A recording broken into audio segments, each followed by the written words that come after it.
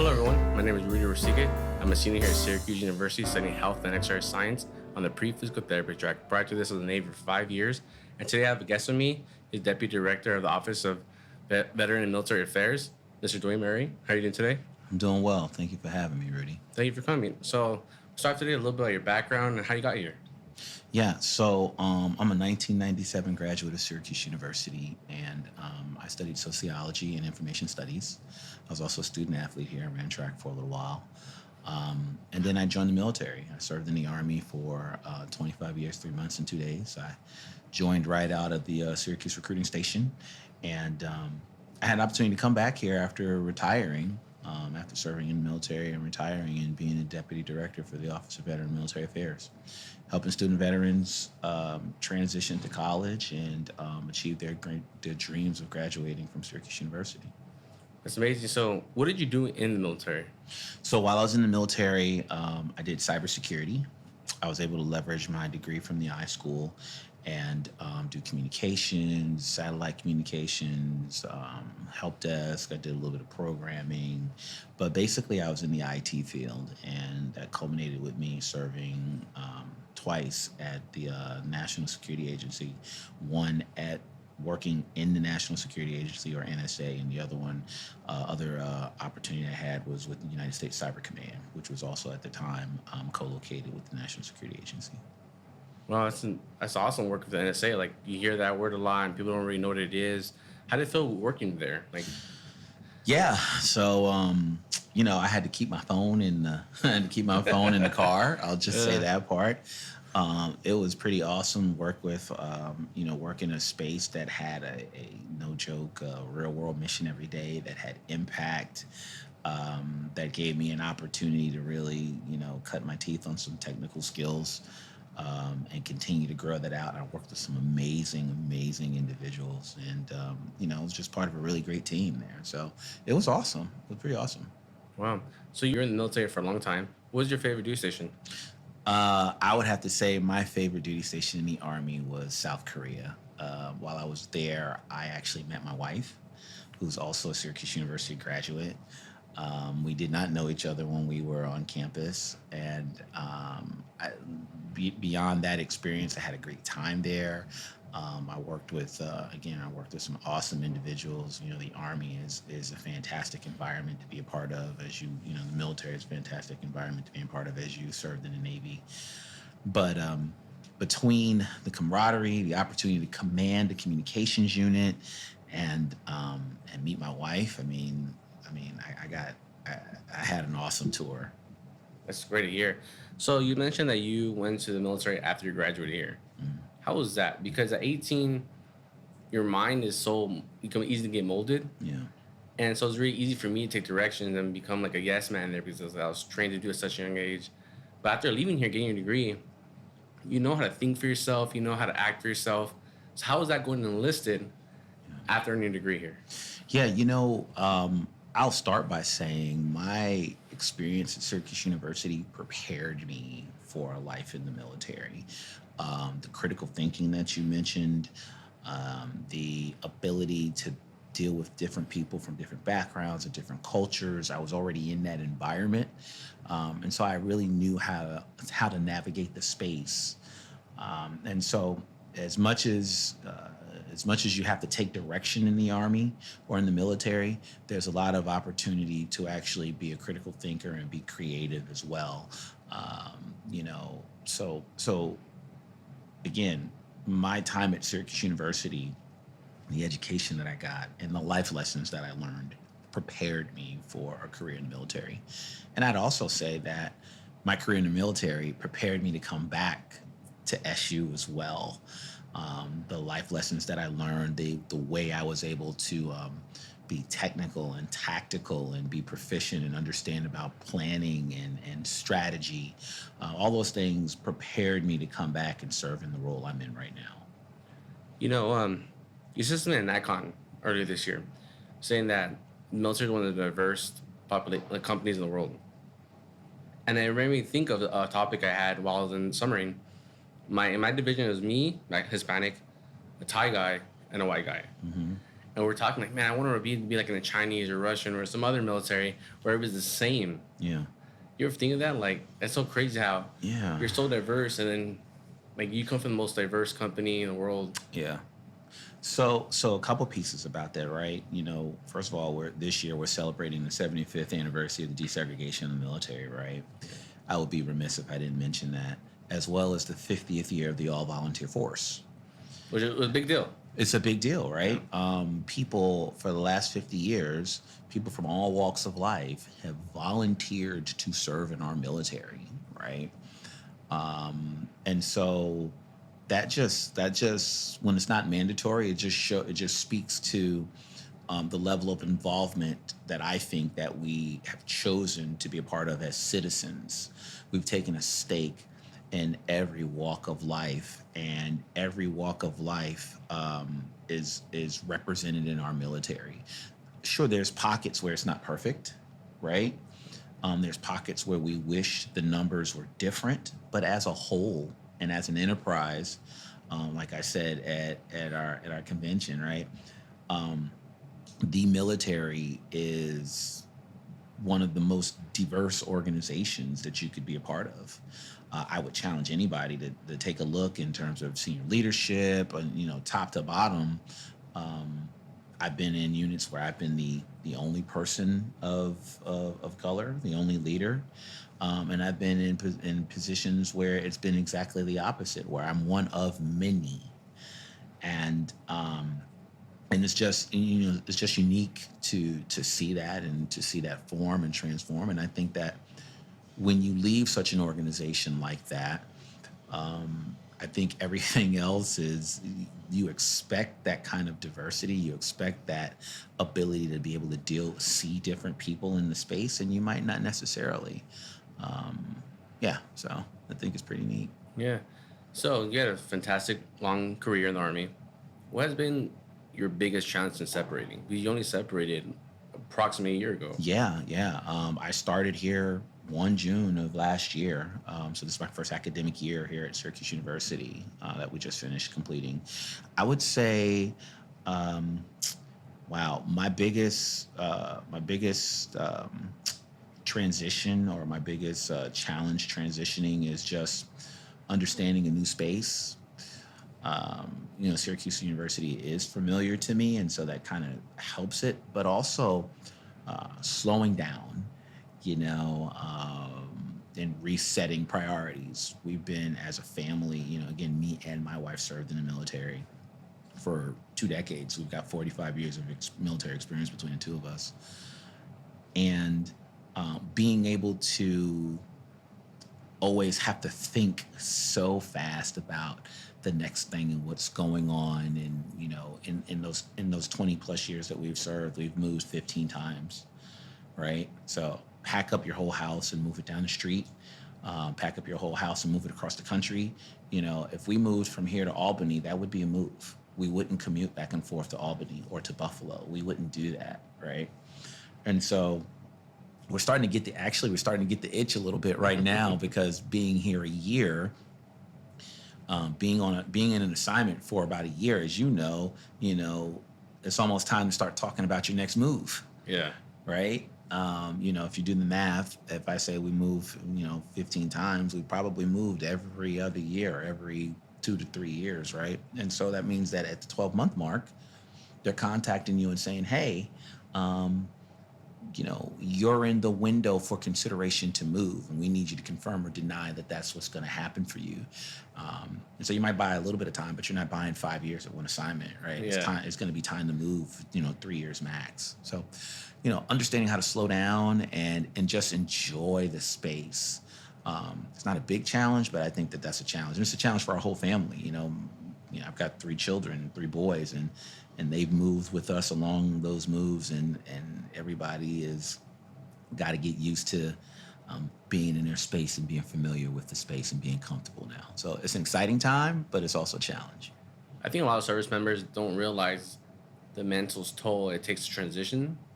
It's just here at SVO, sometimes as the e-board members, you speak to each other like, wow, we realize it takes about a year for someone to just decompress. The Yeah. first year, we don't really judge them on the character too much, because they come in hot. They want to change everything.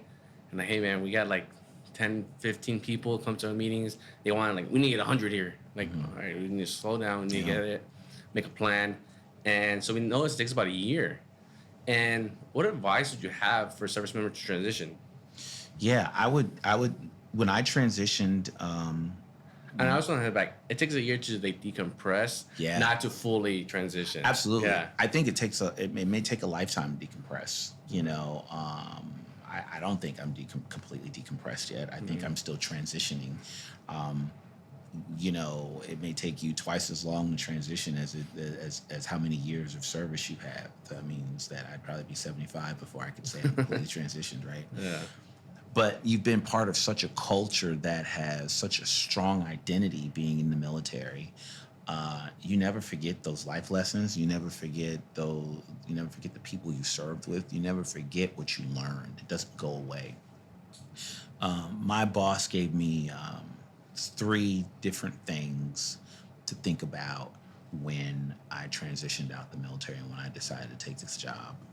He said, number 1, when you decide to walk away, don't look back. He said, number 2, you define success in this chapter. And number 3, as much as you shake your head right now and you agree with me, you'll never know how much time the military took from you until you're completely out. And so enjoy that you're completely out and understand that you define success and you can't look back. And so that's the advice I would offer someone who's transitioning. I would say, when you make the decision, don't look back. So basically, you can't have any remorse, right? You define success, and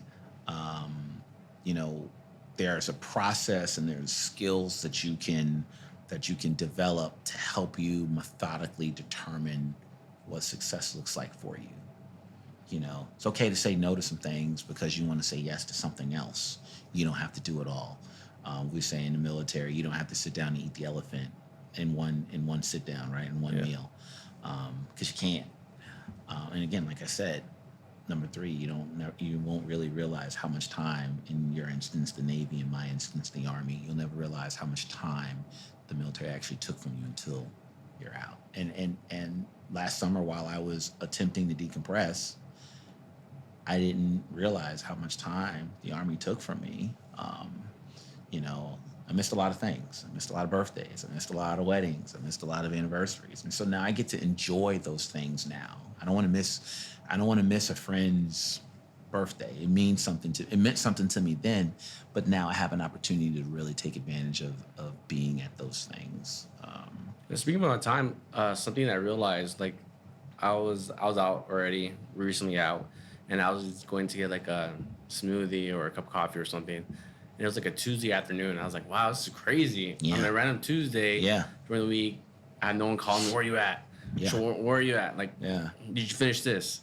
Yeah, I don't have phone. Right, you're not attached to 3 cell phones, right? You're not attached to 3 cell phones. You don't have to worry about getting a call in the middle of the night saying, hey, you got to come into the office. You don't have to go take care of a sailor or or soldier in my instance and check on them and. Yeah, but it's pretty crazy how much time, even my free time. So I was E5, so I did have someone under me. I was like the mentor, and he came in, no license, no car, nothing. Yeah. So I had to show him how to get a car, talk to him the whole process, how to get a license, and I physically drove him to these places. Yeah. And I didn't get paid extra, obviously. Yeah. Give him the same. I was like, that's just what I did. I'm kind of saying hard, but I was pretty much told to do it. Yeah. Yeah. And those are the things that make our military great, that you have somebody to take care of you like that and mentor you, and hopefully that person appreciated that, but they also now know the process and they can help the next person that comes in behind them. But again, if you do it over and over again and over time, it definitely, it has its place, and it takes a little bit out of you. Yeah. So I read a few before today. I read a few of your articles that the Syracuse University did on you, and it sounded like you didn't come from the most suburb area. Yeah. Should I say? And something I realized, a lot of my friends who joined the military from my neighborhood, who I feel like grew up in the same type of neighborhood. Sure. They just really excelled in the military. The ones that were able to get past like getting told to do all the time. Yeah. Do you think people who come from rougher neighborhoods should pursue the military to for a way out? I believe so. So I looked at that question, and I'm going to give you two answers. The first way I want to directly answer your question is I want to say no. And here's why I want to say no. I want to say no because I want to modify the question. Okay. I really want to say that all young people should consider the military because I think that I think you're alluding to maybe a lack of discipline that we might have had growing up that I could definitely speak to growing up. I was a wild child growing up in Brooklyn in the Bronx, and then eventually in Westchester County, right downstate, a place called White Plains, New York. But also for those who grow up in suburbia or grow up with entitlement, I think that there's a perspective that they're missing. I don't think just because you have privilege, you have it all figured out. I think that that is a popular misconception. I think just because you're smart doesn't mean you've got it all figured out. And there's some pretty smart people that would tell you that they don't have it figured out. They're just smart, and so they're kind of protected in that space. I think the more common idea is that the idea of courage and commitment and the things that the military or the values that the military would instill, even if you're in a nuclear household, could stand to be experienced, reinforced, introduced to young people. And so an introduction for me, it was an introduction to some of those values, a refresher for someone who may have a different experience, a deeper dive for someone who has even more experience in some of those values. And so I think that there's also a popular misconception about a military student as well, right? Because you served in the military, you joined the military because you couldn't go to college. Well, that's untrue, as you know, and I know. You live in proof. Right. I went to college first, and then I joined the military. I didn't have to join the military. I graduated from Syracuse. I could have gone right back downstate. I could have done a million different things. I chose that life. And, so I graduated. I was in the Army as a young enlisted soldier with a college degree, which at that point in time was uncommon. I think more and more people are joining our military, and they have some college experience, if they don't already have a college degree, right? And so that improves the collective group of folks that are there to serve our country. And I'd be interested to see what their desire was and why they decided to serve. So because it's totally okay if you decided to stay or you decided to serve initially because of the benefits that are being offered. That's totally okay. But why'd you stay? Yeah. Right. I have a question. Did you know what an officer was before you enlisted? Absolutely. I mean, I knew about ROTC here, and I actually took a military science class my senior year, and I went to the Syracuse recruiting station and said, I want to be an officer. And they said, yeah, you probably can do it, but you need to consider enlisting, because you would have a much more well-rounded experience and be a better officer. And so I took the bait. I listened to the recruiter, and I enlisted. It definitely was bait, but there has to be some truth to that, correct? Oh, absolutely. Great follow-up question, right? There are units that I walked into where the non-commissioned officers, the people that work for me, knew that I had some enlisted experience because of how I carried myself, and that's across all the different branches. Yeah. How you talk to people, how you come back and check on people, just how you present yourself. It wasn't hard to figure out that there was something different about that guy right there, and then they start to ask, in the Army, they knew. They're like, oh man, yeah, you were enlisted, weren't you? Or in the Navy, you guys call it a Mustang, right? Yeah. So, oh yeah, you're a Mustang. We can tell.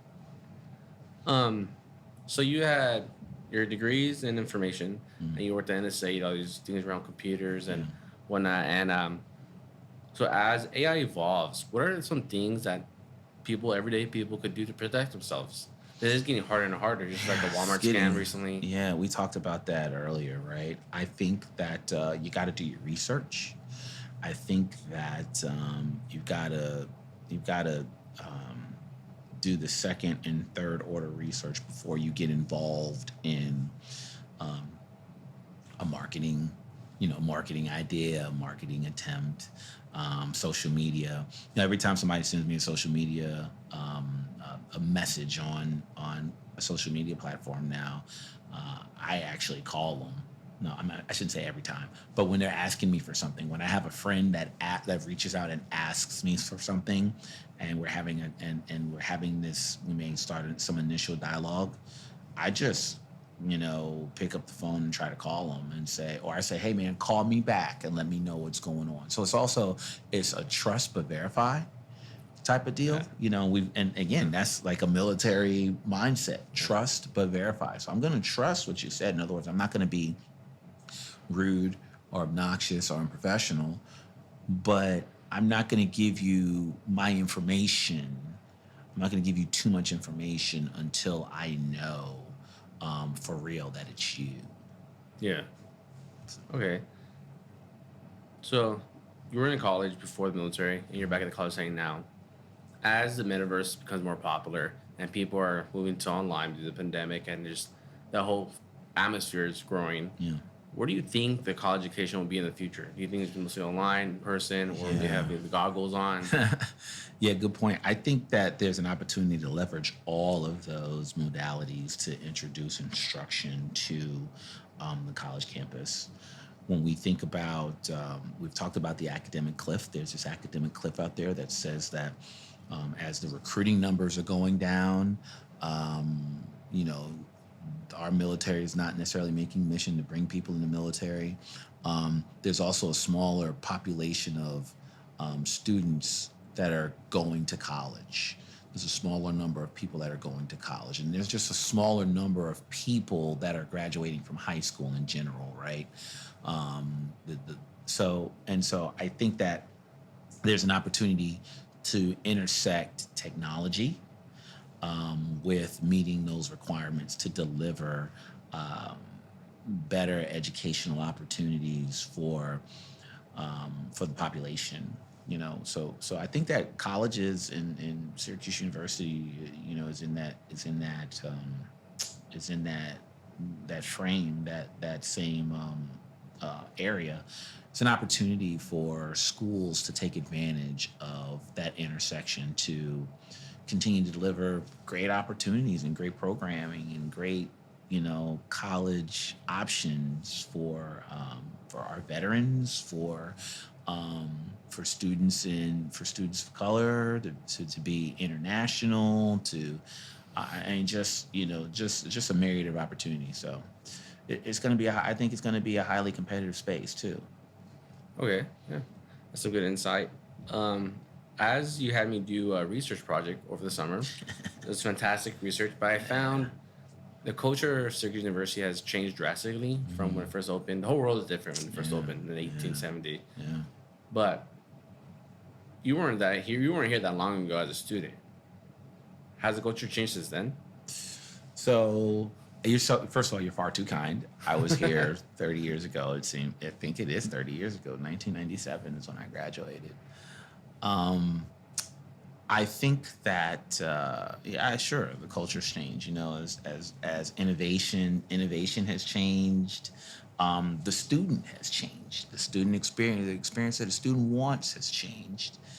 I think that the pandemic has an opportunity to play its role in that. I think we desire now to be in community more, but we are still there still may be a hesitancy, or and even the skill set to navigate the space now kind of has eroded, right? The ability to to talk to people and be cordial and be friendly and be professional and really be in dialogue and discourse with not just with people who are from different walks of life, but even our own our own familial ties, right? Like, how many times do you walk into a restaurant and everybody's on a device? There's All the people. time. Yeah. Hey, we're here to have dinner. Let's enjoy each other and enjoy each other's company. And you feel like you have to be on the device. No, let's dialogue. Let's look at each other in the eye. Um, how many people feel more comfortable sending a text to someone than making a phone call? Yeah, it's tough. I noticed in the classroom itself, and the reason I noticed only because the professor pointed out was like everybody in groups and no one would move. Yeah. And the professor's like, man, I swear the pandemic has something to do with this because before this pandemic, no one had issues getting in groups. Right. No one had issues, and you couldn't stop talking in the group, right? Yeah. Like, yeah. So now you're forced to get in groups, and it feels like it's so difficult to do. And so while the pandemic has one role to play in it, I think that we've also, I have a son that'll be here this fall, and to be in community is hard now because, like, what's important? What's important to young people now? We put so much pressure to get a degree and to be successful, and I don't know that I had that pressure. Oh, okay. You know Yeah. what I mean? I don't know that I had that pressure. My parents didn't. My parents wanted me to go to college. My parents wanted me to go to college. I'm a first generation college graduate, um, but it wasn't so. It wasn't such an impressive environment. It wasn't such a pressure packed situation. And I'll be honest, for me and for probably a lot of people, the discourse in our household wasn't if you went to college, it was which one. Oh, wow. And that's a different pressure. Like, so there's an expectation. My son, good, bad, or indifferent, kind of had an expectation that he was going to go to college, and I wonder how many other um, parents put that on their kids to say, um, it's not if you go to college, it's when, it's which one. um, and that's just extra pressure. You can see that in sports. We've added that same pressure in sports. I love sports. I love athletics.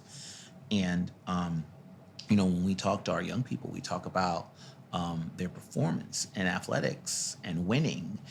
And at some point, kids just love the game. And that's why they started playing. And being competitive is great. It's great to win. It feels good to win, and it doesn't feel good to lose.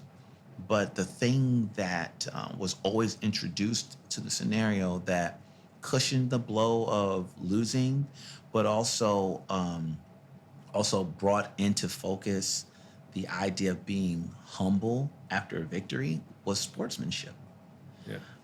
And so you can shake somebody's hand, even though you won. We know the body language. You won, I lost. We can shake hands, and you go off and celebrate. But now there's this other element that has made it very, very competitive, where we forgot how to just have some sportsmanship about it too. You know.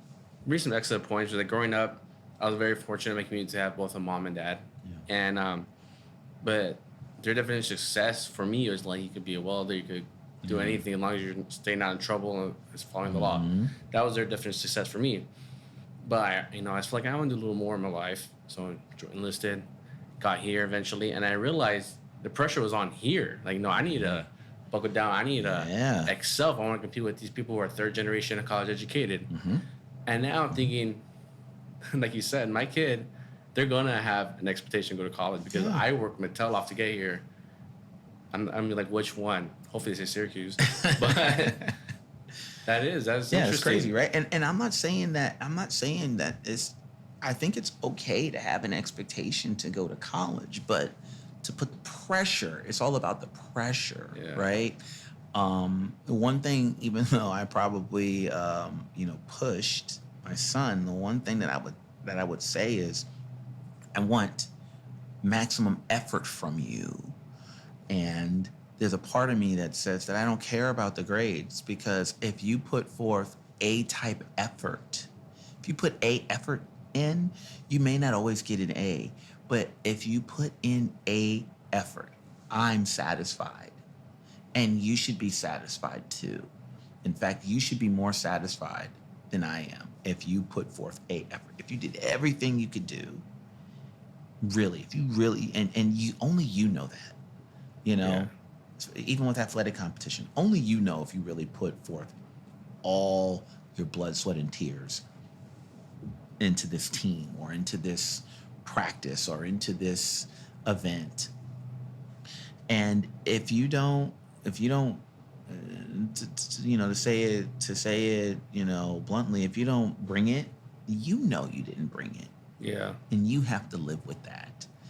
And again, I think that's something that the military taught us, right? Like that sense of integrity, to be able to look at yourself in the mirror and say, you know what, man, I didn't bring it today. I just didn't bring it today.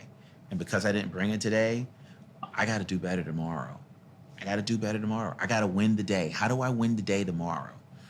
You know, for me being a student here, it was when I realized that I wasn't necessarily doing the best that I could do as a student. Hey, I have to do something every day.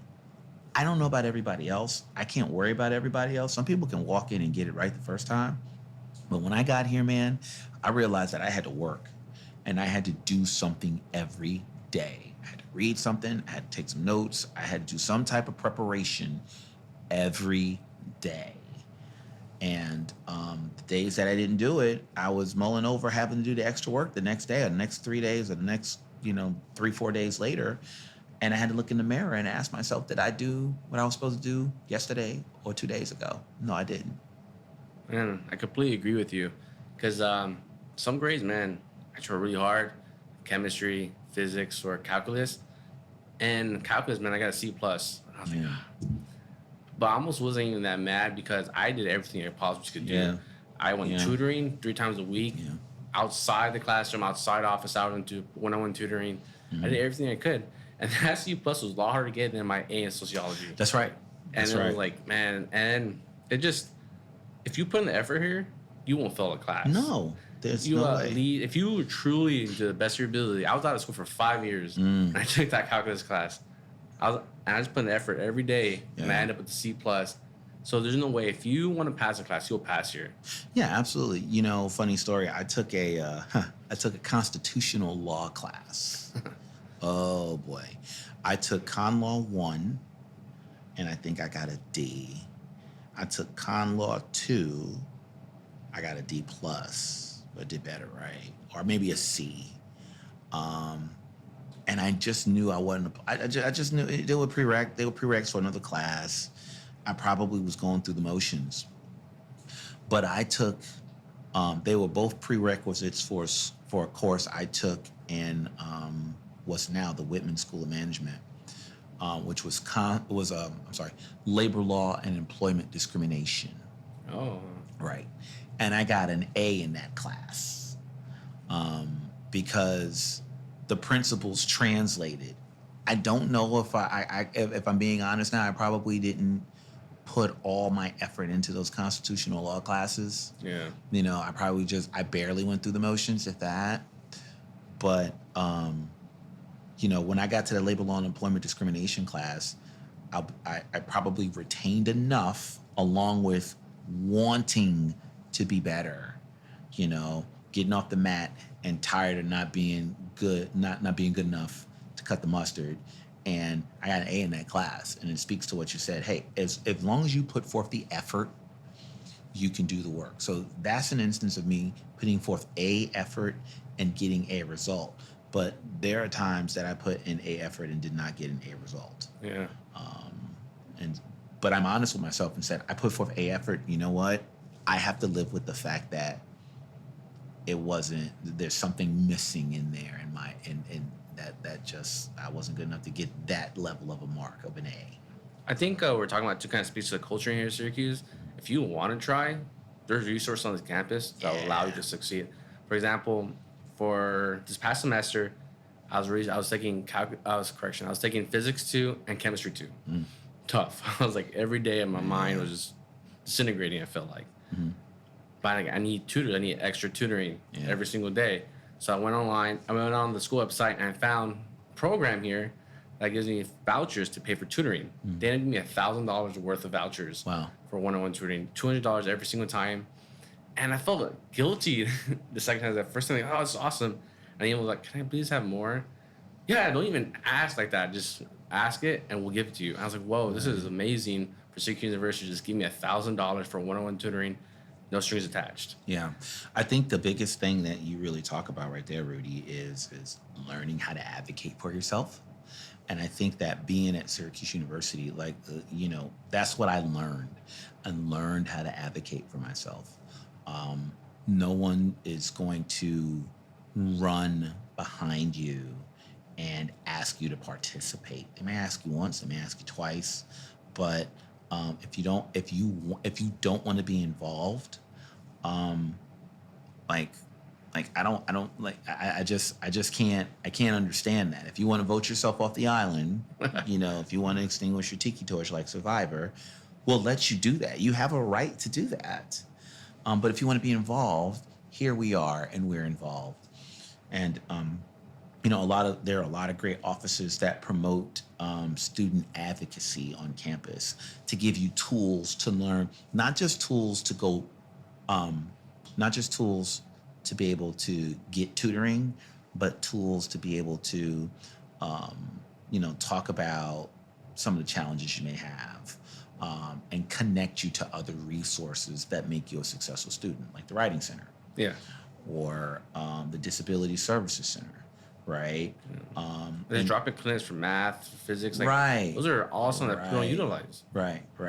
I don't know if they know that the resources exist or that they know how to tap into the resources. There's a difference. Yeah. Like, what college campus doesn't have tutoring support, right?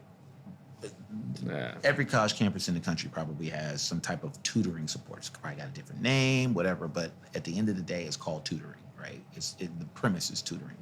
But how do you tap in to the tutoring resource and get a voucher? That's different. To understand the voucher process, like, who showed you that? Who told you about that? And then when you learn it, you have responsibility to share it, to be a conduit for information. In so many instances in life, we get information and we want to hoard it and keep it for ourselves. And Rudy knowing how to access a tutoring voucher is going to do him no good in 2 years, because Rudy will be gone, right? Yeah. And so while you're here and while you're in the space, you need to be able to share that with not just student veterans, but every student that looks like they need tutoring, every student that brings up the idea that they need tutoring. And even those that don't, because the one that doesn't need tutoring today may need it next semester, or they know how to tell someone else how to tap into tutoring. Yeah, I saw excellent points. As soon as it gets me kind of irritated at student veterans, they don't like to be involved on campus and they don't like to make traditional friends. I do have a handful of friends that are traditional straight out of high school, and we just talk about normal stuff like beer, partying, or sports. And these are awesome conversations, and we talk about different scholarships. And I've told them some that the VA has a HSPS, which is an awesome program. If you're trying to be a doctor or any type of medical field professional, the VA hospital will pay for you to go to school, and in return give you a full-time job afterwards there at any VA hospital in the country. And it's not only for veterans. Okay. So I tell like all the people in my class, like, these are awesome resources. And I tell them at the Veteran Center, fuck the VA. Like, dude, come on, man. Like, these are awesome resources, dude, that you have to take advantage of, or at least look into it. It's my hope that, and it's the job of our office, to make sure that student veterans don't just stay siloed in that fantastic building that's over there, right? That we live in, and that they get out and connect on campus.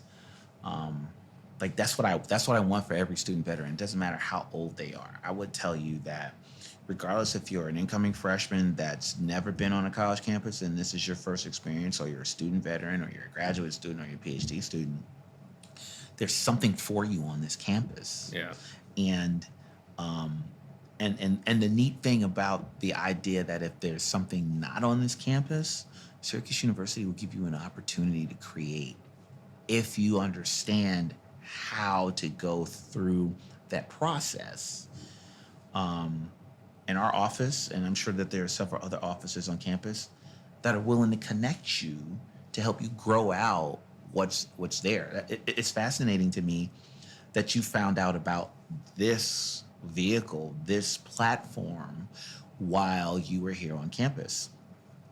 And it would be my hope that before you leave, you bring the next Rudy in, the next student veteran in, and share what you found. And not only share what you found, but perhaps it ignites their involvement in this. Because if not, when you leave, it's gone. Yeah. Right. And so as much as as much as that sounds like a charge and charter to you for as a responsibility, right? We need our student veterans to be receptive to that idea as well. So it's not just you beating them over the head. It's somebody saying, "Oh yeah, you mean I could do this, and you could train me, and someone can train me because Rudy's here. Rudy speaks with authority, and if Rudy goes into the office, you already showed me your ability that the connection that you have to be able to come in here and edit and everything else. So if they give you that type of leeway, would they give you the opportunity to train essentially your replacement, right? Yeah. Of course they would. So we need to identify your replacement, just like we would in the military, just like we would in the Navy. Who's your replacement? You wouldn't just walk away in PCS. You'd have to show them some things. You'd give them a continuity book, right? You'd walk them through the paces of everything that needs to happen. That's a good shipmate, right? It's a good shipmate, and so, we got to figure out who's gonna take Rudy's place in this space, so that this is something that continues to grow. Yeah, and I just, I didn't think the conversation would go this way, but like culture is everything, and like when students come in, veterans or non-veterans, and like, oh, there's no space for me in this giant campus. No, there's not. There definitely is. You just haven't found it. That's right. That's right. And like, if you want to learn any instrument, here's a spot. There's a trained grad student, or he just graduated. He'll show you how to play almost any instrument. He'll show you how to sing, a DJ, anything. Yeah. I mean, and that's right. So there's 23,000 students on campus. Yeah. Those are at least 23,000 unique interactions that you can have. And the incoming class if you know 5 people from the incoming class, that on day one you're set, right? You're great. Like that's your little bubble, right? Because they came from high school with you. But the rest of the incoming class, they don't know each other. So there's 4,000 or 3,600 or however many undergraduate students that are representing the freshman class that come in. They don't know each other. None of them know each other. The upperclassmen are more connected than everybody else. Yeah. So there's all these guys and gals, all these incoming students. They don't know each other. They're all the degree of I don't have anything I'm not connected on campus. Of course you don't on day one. Yeah. But by the end of the semester, by the end of your first semester, you should be connected. You're in a dorm. You're in a class. Even if your life is non-traditional, right? Even as a wife if you have a wife with kids, there's something that connects you to campus. Because you're not the only student. I'm guaranteeing you're not the only student. You might be in the minority, but you're not the only student with a family on campus. Yeah. There's another plug right there. Where is the student family organization? And we do have one. See? Yeah. And so how do you connect to that, right? There's so many clubs and organizations. You can connect to a student organization that's focused, what I'm hearing you say, that's focused on students that have families. Yeah, Jennifer Kino, my last podcast, so I did Mothers in College. Yeah. And they explained to me how Syracuse just welcomed them in and their family, and they helped them. Yeah. See? And so, I mean, so there's an opportunity. So if you have a family, that's nonsense. We don't want to hear that you can't connect with the students. Yeah, you might not connect with the 18-year-old, but there's but your peers are on every peer group is represented here on campus. Something I do like really admire about Syracuse University as well is that whatever your goal in life is, you could accomplish it here. Yes. And even if you're even thinking about doing something else, you could go try it. Yeah. This summer, I learned how business operate after in the third floor in the National Veteran Resource Center. And I also learned how medical staff operate at the Syracuse football team. The same summer. Yeah, it was long days, and I woke up 5 in the morning every day, but who cares? I learned so much, and I met so many people, and it was a blast. Yeah. So you embody being orange. Oh, 100% being You orange. 100% embody being orange. And I that's what gives me goosebumps, Rudy. That's what gives me goosebumps. When students get here and they embrace being orange. Look, we're not perfect. Yeah. No school, if you show me a perfect school with perfect professors and perfect students, I'm all on board. So none of those 3 bins have perfection sprinkled in them at all. But you have an opportunity to fit in the gaps where there is tension, friction, or just a space to grow. And again, I think that's what being orange is being a part of, like being willing to roll your sleeves up and say, okay, I see the problem. How can I help? Okay, I see a student, or I see a faculty member, or I see a staff member, and I want to be involved. And I want to be involved in that. And how can I help this? And how can I, when multiple people get together and feel like that, you don't get burned out because people are pouring into you and you're pouring into them, and the whole thing is just a great recipe. It's just a really, really great recipe. And then I always say, like, to add on to everything you just said, is like, your background doesn't matter here that much. Like, when I first got here, I was like, man, first week, do I even belong here? Yeah. Everybody's white. I'm the only Mexican in almost every single one of my classes. Yeah. You know, my parents had me when they were 17. My dad didn't even graduate high school. Yeah. My dad was born in Mexico. And I still feel belong there. I love it here. Yeah.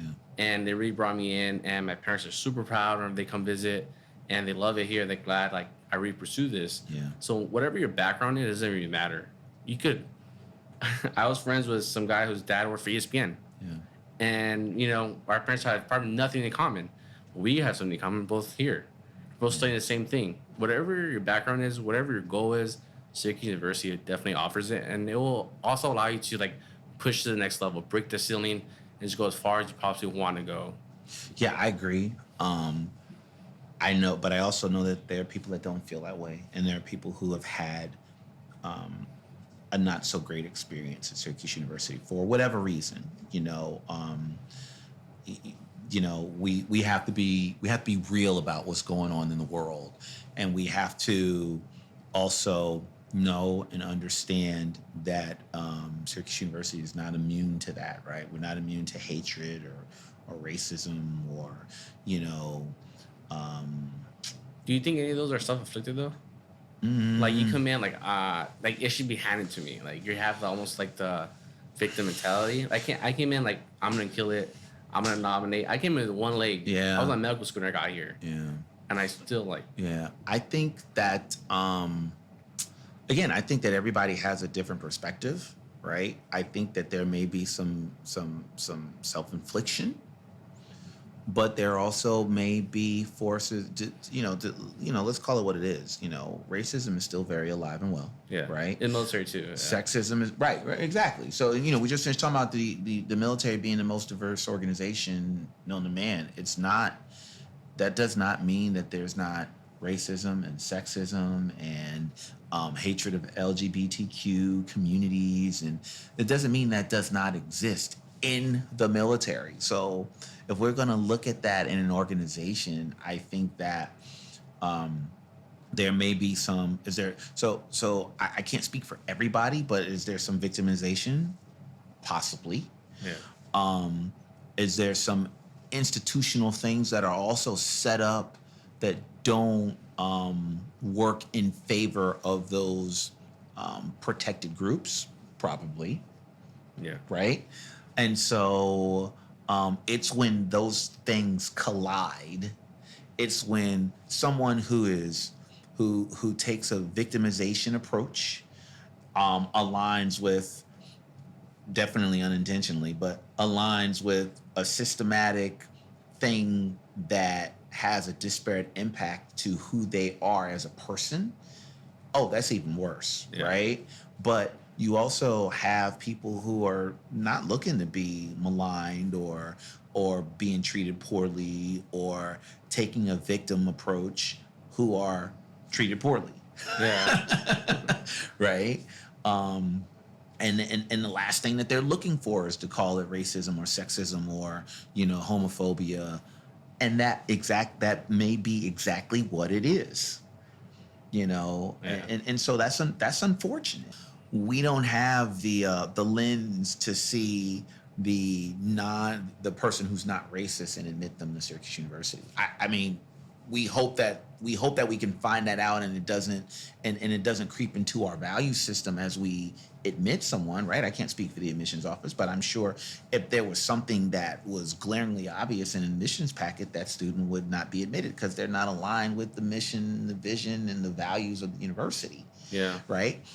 But we're also in a space where people, young and old, their viewpoints and their opinions are being stretched, right? Yeah. And so those with the narrowest of minds, their viewpoints are being stretched. Those with the widest perspectives and the widest, broadest, most liberal opinions, they may also be stretched with conservatism, right? And so I'm not trying to play the middle here. I am trying to say that there are so many different opinions, and the university is a melting pot. And we want to foster a space where people learn and grow, and if some of those ideas do seep into the environment, yeah, there's an opportunity to learn and to teach and to do it in love, Mm-hmm. right? And so that's my hope, right? Yeah. Again, things weren't perfect here when I was a student. I'm not going to be naive to think that all of a sudden they've changed, but I believe that people are well intended. I always believe the glass is half full. I have hope. I have faith. I love our university, and I love that um, you know we're in a space where we have an opportunity to get it right, and what we do then is what's more important. If we right a wrong, then that's great. That's awesome. That is growth, Mm-hmm. and we won't always get it right the first time. Yeah. No one does. Yeah. I mean, no company is perfect. No military is not No, perfect. man, yeah. No university, no business is perfect. That's right. And so, it's when you walk away with there are people that I know that have hurt and pain from an experience here, and I can't help them see Syracuse University the way I see it. I have to try to see it the way they see their experience, and we mutually respect how each other views this place. I'm not naive to think that their experience can coexist with mine. Yeah. You know what I mean? Again, there's 23,000 students here, and so can one person have a completely horrible experience and still stay here, matriculate, and graduate? Absolutely. Can another person go through this experience and totally love it? To absolutely. So to equate that to the military experience, man, I got every military assignment I wanted. I got. That's great. Everybody doesn't get that. No. See? Yeah. See? Everybody doesn't get that.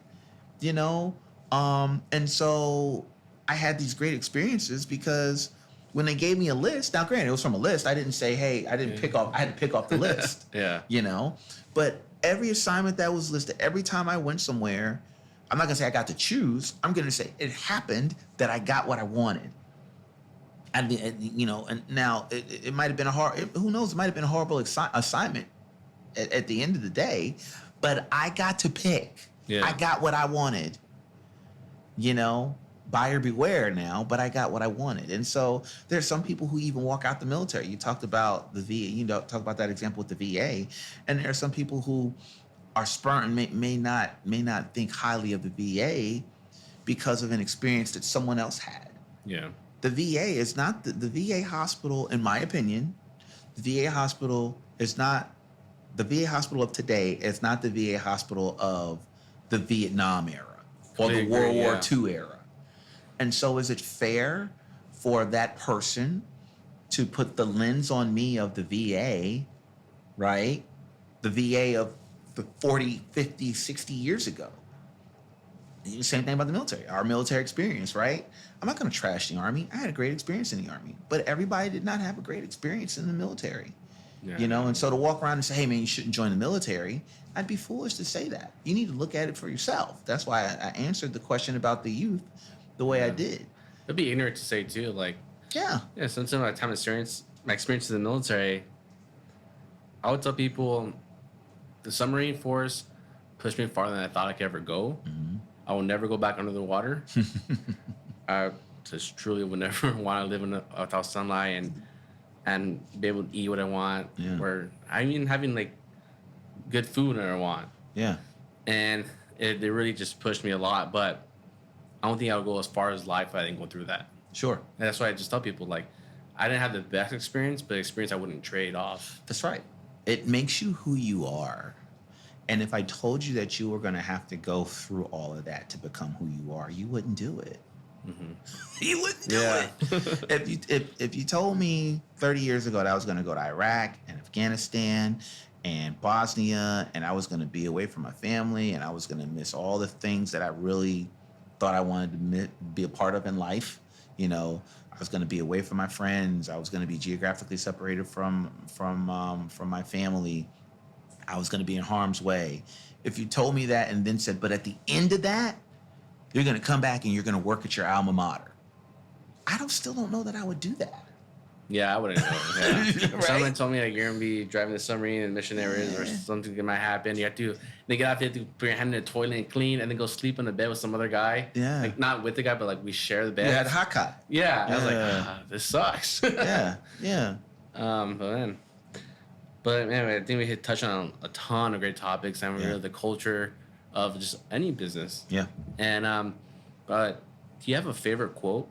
And if so, why is your favorite quote? I knew you were going to ask me about it, and so my favorite quote would be from Nelson Mandela. I have it on my phone, and it says, "The greatest glory in living lies not in never failing,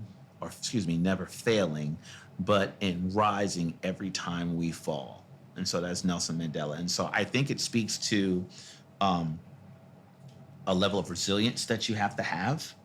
I think it speaks to a level of patience that you have to be willing to face failure, stand in the midst of it, and keep trying. You only need one person, or only need one opportunity to be successful, right? You only need one person. I only needed one college to say yes, and that was fortunately after being denied. Receiving a letter of rejection, Syracuse University said yes. That's a whole nother story. Wow. Oh yeah, that's a whole nother story. But failing speaks to an attempt, and getting back up speaks to not willing to lie down and not willing to accept defeat.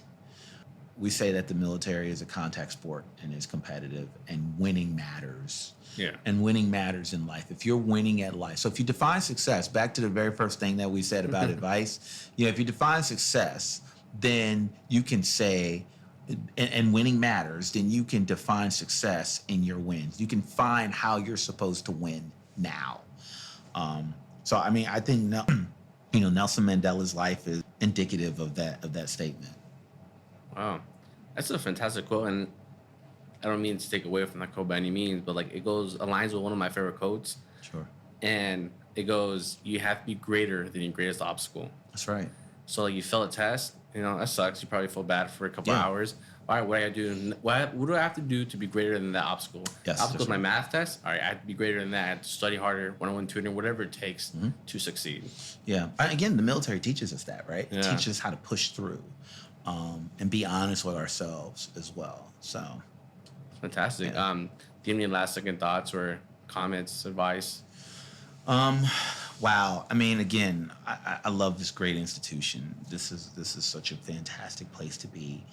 Um, I sorely wish everybody felt that way, but they don't, and it's okay, right? Um, we have to meet people where they are, and we have to be willing to love on them to move forward. And I'm proud of you. I'm Thank you. excited for what's going on for you in your life and with this great university. And yeah, I think that our office is poised to support more veterans like you, and to be a not just support student veterans, but be a force on campus for our veteran and military connected students, and just be a shining example to the university. And I'm excited about our future. Fantastic. Well, I greatly appreciate you coming on board, speaking with us, and talk about various topics. And I know you're a busy person. Yeah, thanks for having me, Rudy. I appreciate it. Thank you very much. All right.